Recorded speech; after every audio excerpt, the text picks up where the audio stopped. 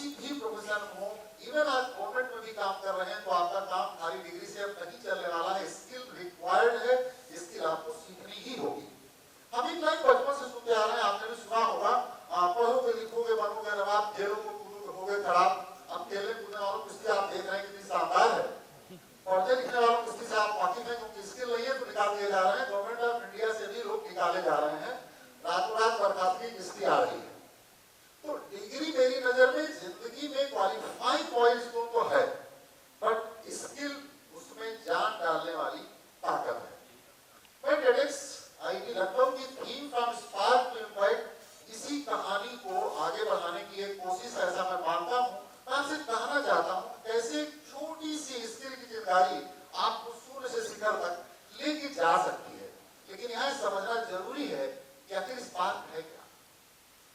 क्या आपको कभी किसी प्रॉब्लम को देखकर अंदर से बेचैनी हुई? क्या आपके साथ कभी कुछ ऐसा हुआ कि यार ये ऐसा क्यों है? अगर ये बेचैनी है आपके मन में, यही स्पार्क है। कभी किसी काम में खूब मजा आता है और टाइम का पता नहीं चलता, पार्क में किसी नुक्कड़ पर बैठे हैं और पता नहीं चल रहा है, यह भी स्पार्क है। जानते हैं स्पार्क किताबों में नहीं पाया जाता, ये स्पार्क आपके अंदर है, हम सबके अंदर है। इस सभागार में बैठे उनके अंदर भी है, जो लोग सुन रहे हैं उनके अंदर भी है। इसी स्पार्क को जगाने की जरूरत है इस देश को। ये स्पार्क आता है जैसे क्यूरियोसिटी से, पेन से, लाइफ में हुए किसी हादसे से, या किसी ऐसी पॉजिटिव या नेगेटिव घटना से, या किसी छोटे मोटे आइडियाज से। अब फिर इम्पैक्ट क्या है? इस सवाल का सिंपल सा जवाब है, आपकी पहचान इम्पैक्ट है, आपका काम इम्पैक्ट है, समाज में जो आपका योगदान है वो इम्पैक्ट है। डिग्री हमें कॉन्फिडेंस देती है, लेकिन इस स्पार्क को इम्पैक्ट में बदलने का काम स्किल करती है, ऐसा मेरा मानना है। चाहे वो कॉलेज सिखाए या फिर आपसे सीखे, कॉलेज का अपना सर्टेन करिकुलम, उसके आगे वो नहीं बढ़ेगा, तो ज्यादातर रोल स्किल को डेवलप करने का आज की तारीख में आपका ही है। मैं एक छोटी छोटी घटनाएं आपसे शेयर करना चाहता हूँ। ये सारी रियल घटनाएं हैं, समाज में कहीं कहीं है। हमने सिंपल के रूप में एक नाम लिया रवि। रवि सिंपली ग्रेजुएट था। घर वालों को लगा, जो कंफ्यूजन होता है कि अब तो बस ग्रेजुएट हो गया तो नौकरी लग जाएगी, रवि को नौकरी नहीं लगी। गरीब परिवार से था। उसने पिताजी की अपनी चाय की टपरी पर बैठने का फैसला किया। अब उसको समाज ने ताने देने शुरू किए, वो पढ़ लिख के क्या कर रहा है, चाय बेच रहा, पिताजी की टपरी के साथ लगा हुआ है। लेकिन उसमें एक स्पार्क था। जब उसने चाय की टपरी पर बैठने का फैसला किया तो उसमें एक स्पार्क था। वो स्पार्क ये था, उसको फोटो खींचना, वीडियो बनाना पसंद था। अब उसने उसको स्किल बदलने का फैसला किया और चाय की दुकान की जो छोटी छोटी कहानियां हैं वो सोशल मीडिया पे आने लगी। उसने स्किल डेवलप किया, यूट्यूब से वीडियो बनाना सीखा, एडिटिंग सीखी, कैप्शन कैसे बनाते हैं, रील कैसे बनाते हैं, थंबनेल कैसे बनाते हैं, ये सारी चीजें उसने यूट्यूब से फ्री ऑफ कॉस्ट सीखा। दुकान बंद करने के बाद वो सारी प्रैक्टिस करता और फिर उसने अपनी दुकान में एक छोटा सा एपीएल डाला, स्टूडेंट स्पेशल चाय 10 रुपए की, इंटरव्यू देने वालों को फ्री चाय, बस एडमिट कार्ड दिखाइए, फ्री में चाय पी के चले जाइए। इन आइडियाज को देखते देखते देखते थे छोटे छोटे वीडियोस डालते गया और फिर धीरे धीरे वो वायरल होने लगा। वीडियो वायरल हुए, शेयर हुए, न्यूज़पेपर्स में उसकी खबरें छपने लगी, शहर के लोग आने लगे।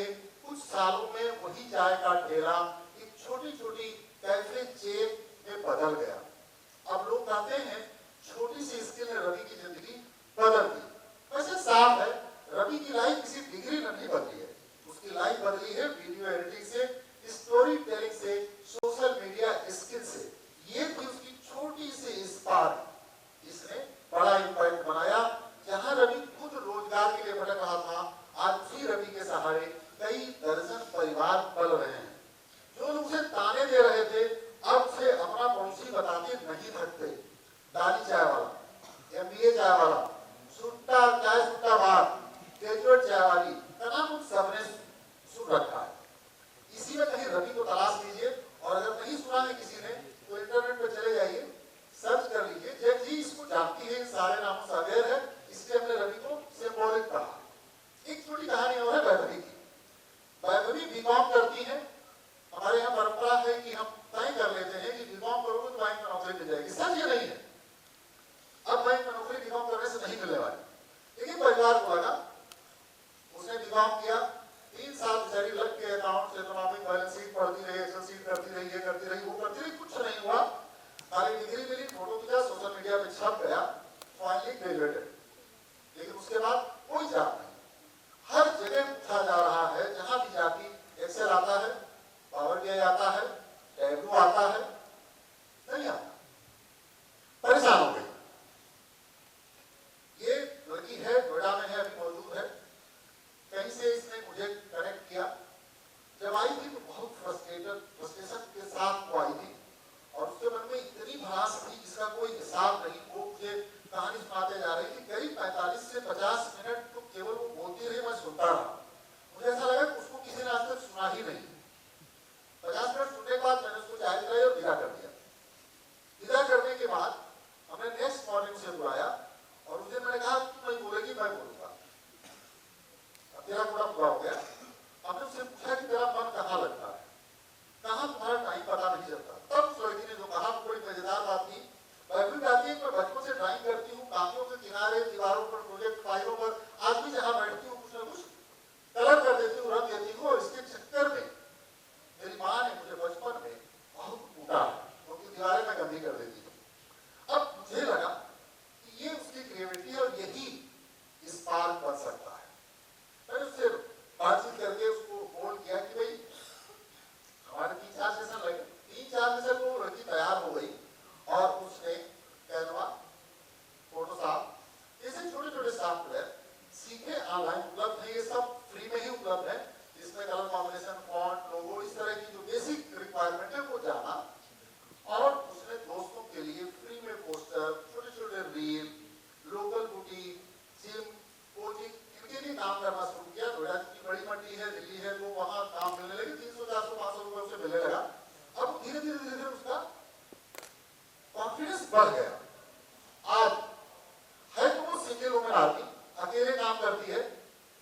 अमाउंट मैंने उससे कभी पूछा नहीं, लेकिन जब भी मिलती है बेहद खुश है। और उसे ये लगने लगा है कि इसी स्किल की वजह से अब वो जीवन उसका आगे बढ़ रहा है। अब वो ऑफिस की बात कर रही है, स्टाफ की बात कर रही है, तो उसका स्पार्क वहां काम कर गया। उसने स्किल सीखी और कन्वर्ट होके आज वो एक सक्सेसफुल वीडियो एडिटर या ग्राफिक डिजाइनर है, ऐसा हम कह सकते हैं। डिग्री अभी भी वही है, बीकॉम, लेकिन पहचान उसकी बदल गई। यहाँ भी मैसेज साफ है, उसका स्पार्क क्या था? ड्राइंग का शौक। इम्पैक्ट जो हुआ हमने आपसे बता दिया। अब आपको समझ में आ गया होगा कि असली समस्या कहां है। इन दोनों कहानियों में आपने एक कॉमन पैटर्न देखा। शुरुआत कहां है? कंफ्यूजन, बेरोजगारी, डिग्री का बोझ, बीच में एक छोटी सी चिंगारी आती है, स्पार्क की पहचान होती है, फिर स्किल बिल्डिंग होती है और आखिर में इम्पैक्ट बेहद शानदार आता है। मैं भी उसी का उपज। हमारे देश में हर साल लाखों की संख्या में बीटेक आते हैं, करीब 9.5 लाख पास होते हैं, बीए, बीए, बीकॉम, बीएससी और न जाने कितनी डिग्रियां लेके बच्चे निकल रहे हैं। हमने अपने कॉलेजों को डिग्री की फैक्ट्री बना दिया है। यहाँ बैठे टीचर्स से मैं माफी मांगूंगा, लेकिन उन्हें स्किल लैब बनाया जाना अभी भी बाकी है। अगर हम स्किल लैब नहीं बनाएंगे तो आगे भी पता नहीं क्या होने वाला है। न्यू एजुकेशन पॉलिसी में इस बात पर जोर दिया गया है कि जमीन पर उतरा जो भी पॉलिसी है, इंडियन नॉलेज सिस्टम की बात है, तमाम छोटे छोटे टूल की बात है, तो हम अभी बात कर रहे थे डब्ल्यूबी या रवि के बारे में, ये सब उतरा जमीन पे तो निश्चित तौर पर बदलाव होंगे और हम नाउम्मीद नहीं हो सकते। न्यू एजुकेशन पॉलिसी पर हमें उम्मीदों पे रहना होगा, लेकिन तब तक इंतजार भी नहीं कर सकते, आगे तो बढ़ना है। तो इस बात को नहीं पहचान पाने की वजह से स्किल नहीं पढ़ पा रहे हैं। शायद यही वजह है कि 4th क्लास की सरकारी जॉब के लिए एमटेक, पीएचडी या बीए अप्लाई कर रहे हैं। जहां चाहिए देख लीजिए, बड़ी बड़ी डिग्रियां लेकर वो बनाए लगाए बैठे हैं। 10-15 हजार रुपए नौकरी पोस्ट ग्रेजुएट कर रहे हैं। इंजीनियरिंग के बच्चे कॉल सेंटर में काम कर रहे हैं, जिनकी सैलरी किसी सूरत में 10 से 12 हजार रुपए से ज्यादा नहीं है। सवाल ये है कि स्पार्क क्या है और इसको स्किल में बदला कैसे? इसका बहुत आसान जवाब है। डिग्री को